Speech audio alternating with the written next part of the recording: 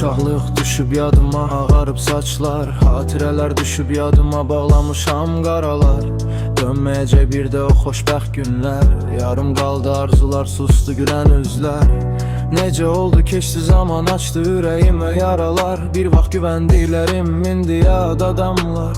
Həyat öyrətdi səssizcə udmağı dərdi, gecələr yazdı taleyimə ən ağır sətri.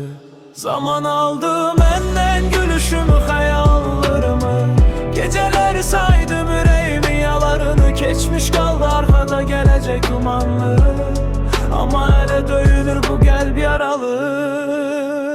Sözlər boğazımda düyün, danışa bilmirəm. Hamı gütlü görür içimdə, kim bilir nə var. Dost dediklərim yolun yarısında etdilər, çiyinlərimdə tək tənha qaldı bütün yüklər.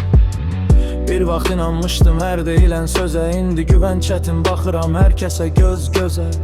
Hər səhv bir dərs oldu, hər itkiz. Bu həyat oyundur, uduzan da bir. Zaman aldı məndən gülüşümü, xəyallarımı, gecələri saydım ürəyimin yaralını. Keçmiş qaldı arxada gələcək dumanlı, amma hələ döyünür bu qəlb yaralı.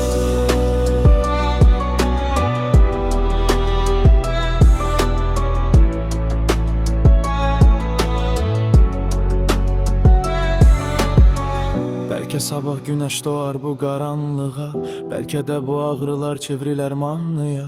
Hər son bir başlanğıcdı deyirlər axı, ümidlə döyünür elə bu qəlbin ahqaş. Uşaqlıq geri dönməz, bunu artıq bilirəm, amma içimdə uşaq öldürmədim hələ mən.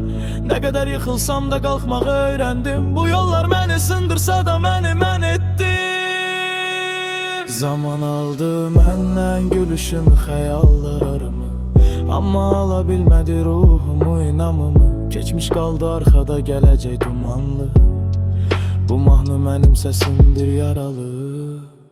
Zaman aldı məndən gülüşümü, xəyallarımı, gecələri saydım ürəyimin yalarını. Keçmiş qaldı arxada gələcək dumanlı, amma hələ döyünür bu qəlb yaralı.